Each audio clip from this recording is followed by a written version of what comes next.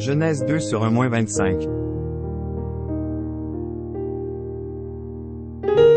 Genèse 2 sur 1. Ainsi furent achevés les cieux et la terre, et toute leur armée.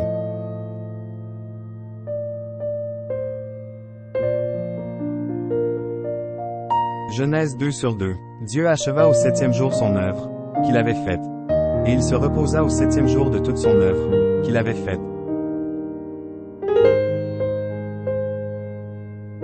Genèse 2 sur 3. Dieu bénit le septième jour, et il le sanctifia, parce qu'en ce jour il se reposa de toute son œuvre qu'il avait créée en la faisant.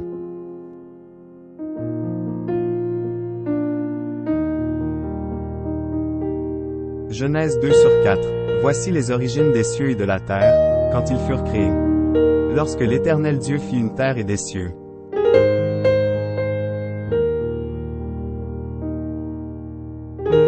Genèse 2 sur 5. Aucun arbuste des champs n'était encore sur la terre, et aucune herbe des champs ne germait encore. Car l'Éternel Dieu n'avait pas fait pleuvoir sur la terre, et il n'y avait point d'homme pour cultiver le sol. Genèse 2 sur 6. Mais une vapeur s'éleva de la terre, et arrosa toute la surface du sol.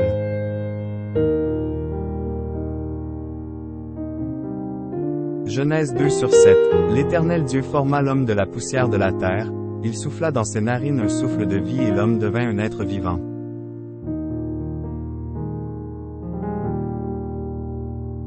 Genèse 2 sur 8. Puis l'Éternel Dieu planta un jardin en Éden, du côté de l'Orient, et il y mit l'homme qu'il avait formé. Genèse 2 sur 9. L'Éternel Dieu fit pousser du sol des arbres de toute espèce, agréables à voir et bons à manger, et l'arbre de la vie au milieu du jardin, et l'arbre de la connaissance du bien et du mal. Genèse 2h10. Un fleuve sortait d'Éden pour arroser le jardin, et de là il se divisait en 4 bras. Genèse 2h11. Le nom du premier est Péchon. C'est celui qui entoure tout le pays de Havila, où se trouve l'or. Genèse 2h12. L'or de ce pays est pur. On y trouve aussi le bédélium et la pierre d'onyx. Genèse 2h13. Le nom du second fleuve est Guillon. C'est celui qui entoure tout le pays de Couche. Genèse 2h14. Le nom du troisième est Édécol. C'est celui qui coule à l'orient de la Syrie. Le quatrième fleuve, c'est l'Euphrate. Genèse 2h15. L'Éternel Dieu prit l'homme, et le plaça dans le jardin d'Éden pour le cultiver et pour le garder.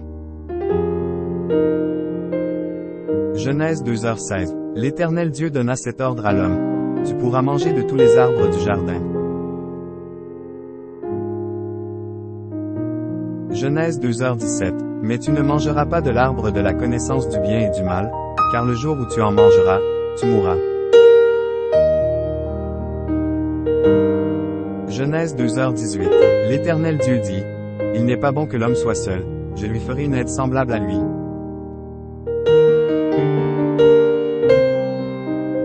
Genèse 2h19. L'Éternel Dieu forma de la terre tous les animaux des champs et tous les oiseaux du ciel, et il les fit venir vers l'homme, pour voir comment il les appellerait, et afin que tout être vivant portât le nom que lui donnerait l'homme.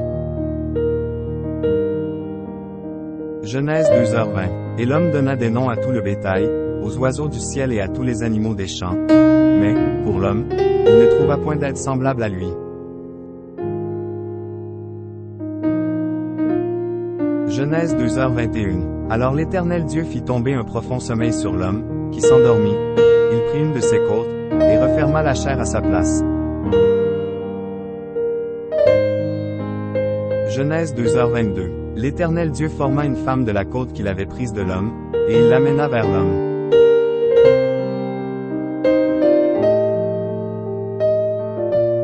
Genèse 2h23. Et l'homme dit, « Voici cette fois celle qui est os de mes os et chair de ma chair.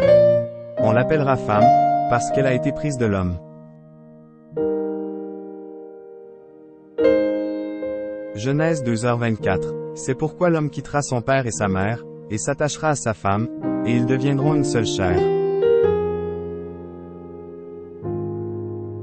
Genèse 2h25. L'homme et sa femme étaient tous deux nus, et ils n'en avaient point honte.